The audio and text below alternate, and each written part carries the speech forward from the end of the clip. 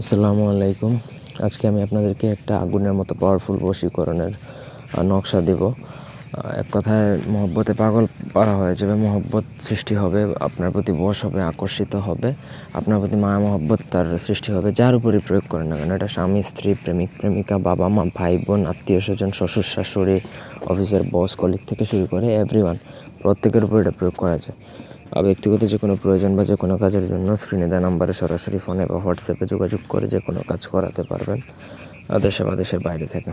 স্ক্রিনে যে নকশাটা চ্যাপটা, যার কারণে আমি উল্টে দিয়েছি। নকশাটা সোজা করে নেবেন, ঠিক আছে?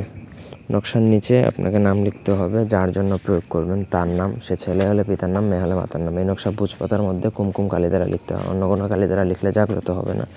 আর নকশা যদি জাগ্রতই না হয় তাহলে আপনার কাজের রেজাল্ট একদম জিরো, মানে কোনো রেজাল্ট আসবে না। সো যেভাবে বলছি ওইভাবেই করতে হবে। যদি আপনার কাছে এই কালি বা ভোজপাতা না থাকে তাহলে ইকুইপমেন্ট জোগাড় করে তারপরে লিখতে হবে, আদারওয়াইজ আপনি করতে পারবেন না। সুতরাং তাবিজ লেখা বা তদবির করা এত সহজ না। আপনি সব কিছু নিয়ে অ্যারেঞ্জমেন্ট করে তারপরে করলে তারপর আপনি ফলাফল আশা করতে পারেন। নকশা আপনাকে লিখতে হবে টোটাল তিনটা নকশা আপনাকে 3 দিন চামেলির তেল দ্বারা পোড়াতে হবে।